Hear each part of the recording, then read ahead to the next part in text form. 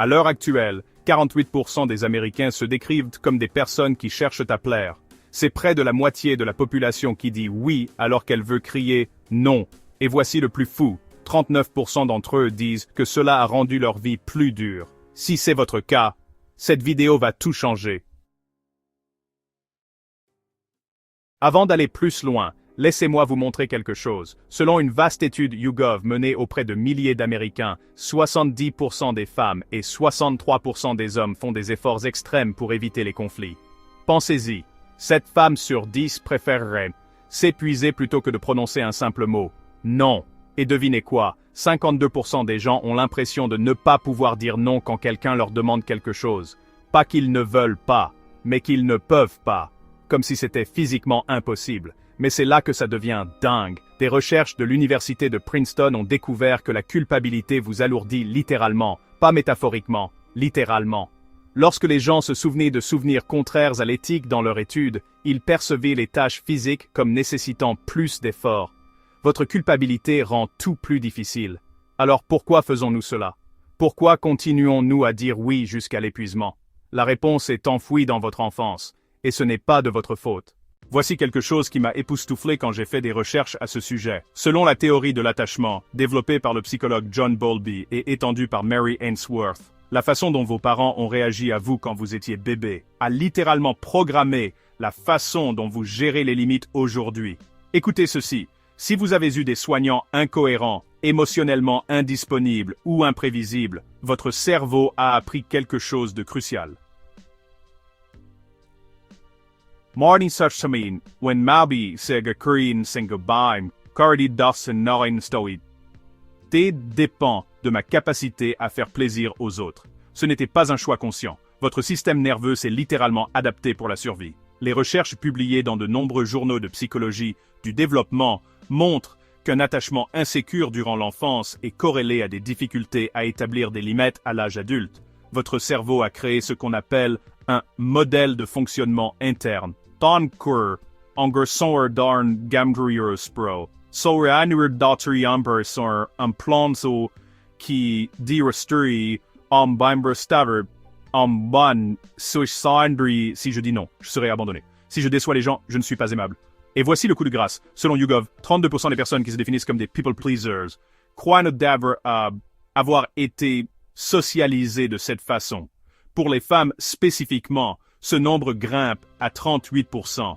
Vous avez été entraîné à ignorer vos besoins. Mais voici ce que personne ne vous dit. La même recherche issue des études sur l'attachement montre que ce schéma se poursuit de génération en génération, à moins que vous ne le brisiez activement. Votre désir de plaire n'est pas un défaut de personnalité, c'est une réaction traumatique.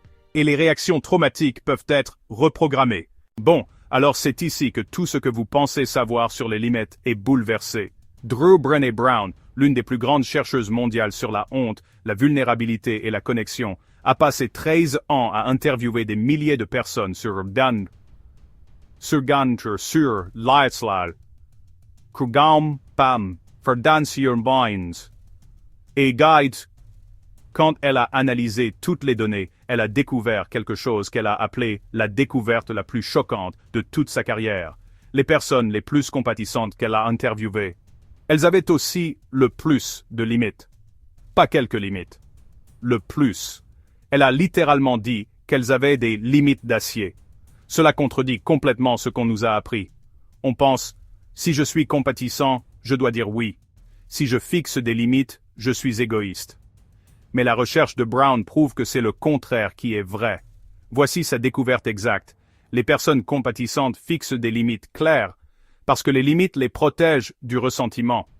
Lorsque vous n'avez pas de limites, vous finissez épuisé, amer et en colère, et vous ne pouvez pas être vraiment compatissant dans cet état. Donc, fixer des limites n'a pas de sens sur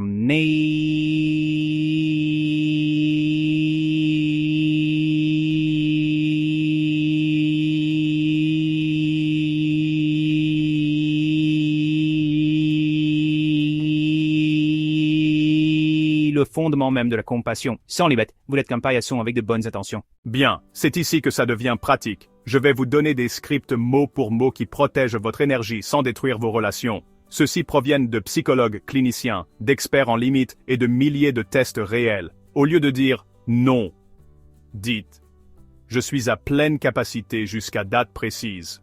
Quel projet devrais-je déprioriser ?» C'est génial parce que cela reconnaît la demande, montre que vous voulez aider, mais remet la décision entre leurs mains. Vous n'êtes pas pas le méchant. Vous êtes transparent sur la réalité. Laissez-moi vérifier mon calendrier et je reviens vers vous. C'est mon préféré parce que vous n'utilisez même pas le mot « non ». La recherche montre que notre impulsion est de dire « oui » immédiatement pour éviter la culpabilité. Mais vous donner 24 heures pour réfléchir empêche les décisions émotionnelles. Votre système nerveux peut se réguler avant que vous ne répondiez. Je ne peux pas prendre la tête de ça, mais je pourrais aider avec tâches spécifiques plus petites.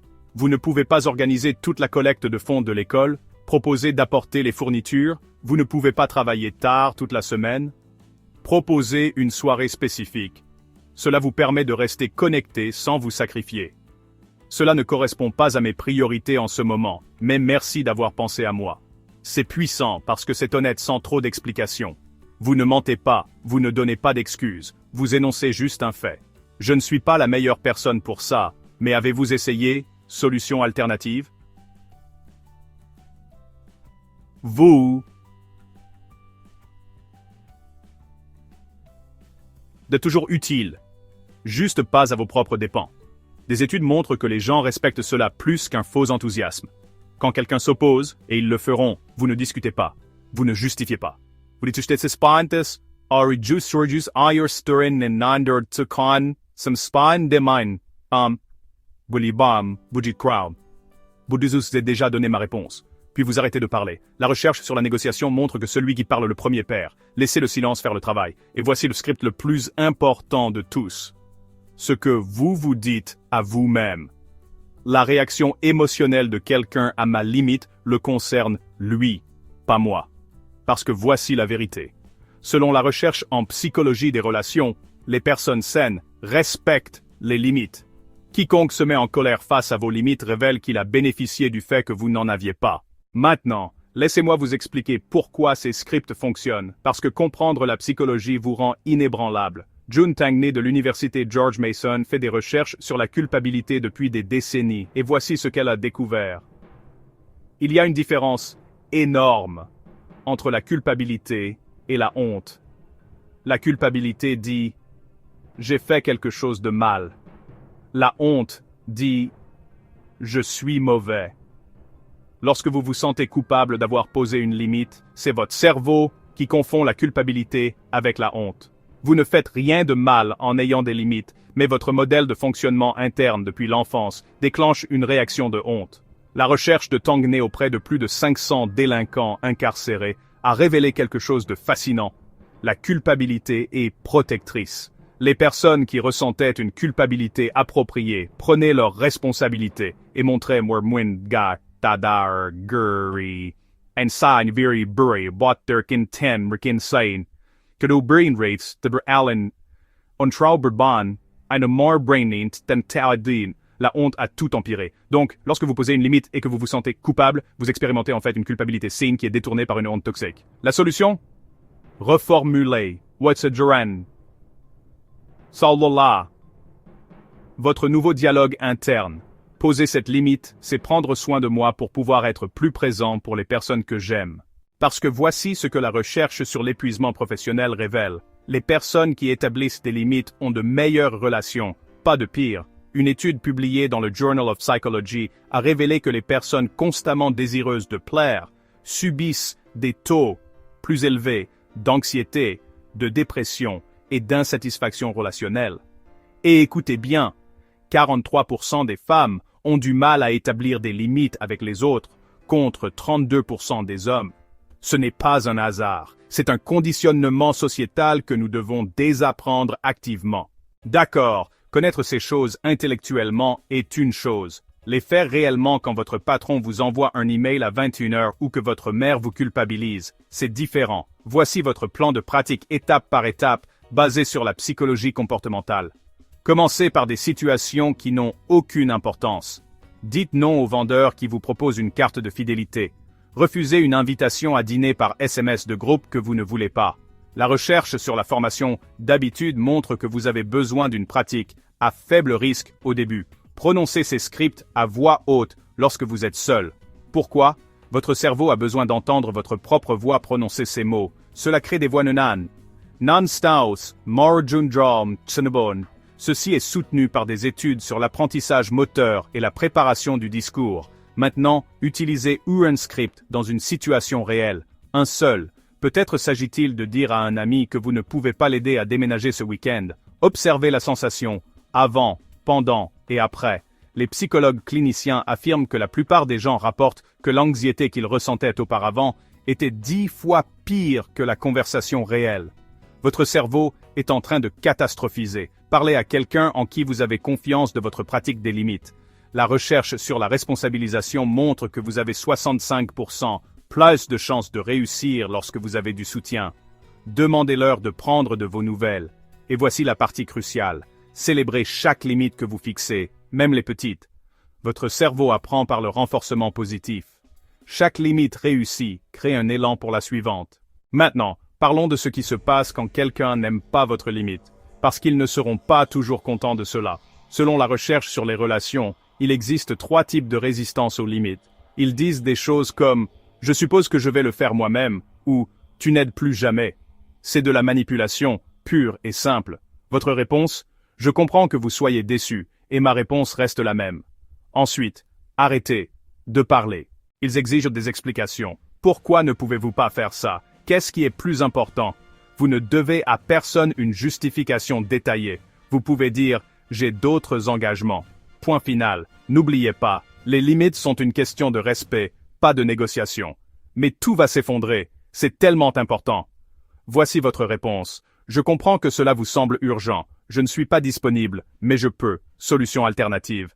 La recherche sur la manipulation émotionnelle montre que les gens qui vous respectent n'accepteront votre premier « non ». Quiconque exige de multiples explications essaie de vous épuiser. Et voici ce que vous devez retenir. Selon les recherches de Brené Brown, lorsque vous supposez que les gens font de leur mieux, que vous maintenez des limites, vous restez intègre. Vous pouvez être à la fois compatissant, avoir des limites. Ce ne sont pas des opposés, ce sont des partenaires. Alors, à quoi ressemble réellement la vie quand on maîtrise les limites sans culpabilité? Et voici le magnifique paradoxe. Quand vous arrêtez d'essayer de plaire à tout le monde, vous devenez plus précieux pour les personnes qui comptent vraiment. N'oubliez pas, 47% des gens pensent que les autres les voient comme des personnes qui cherchent à plaire. Mais, quand vous fixez des limites, vous vous montrez comme quelqu'un qui connaît sa valeur. C'est attrayant, c'est du leadership, c'est de l'intégrité. Le cadre Big de Brené Brown le résume parfaitement. Quelles limites doivent être en place pour que je puisse être intègre et généreux envers vous? C'est l'objectif. Pas la cruauté. Pas les murs. L'intégrité. Voici votre défi. Dans les prochaines 24 heures, utilisez un script de cette vidéo. Un seul. Répondez à ce commentaire en me disant lequel vous avez choisi et ce qui s'est passé. Et rappelez-vous que 48% des Américains cherchent à plaire aux autres. Vous n'êtes pas bas.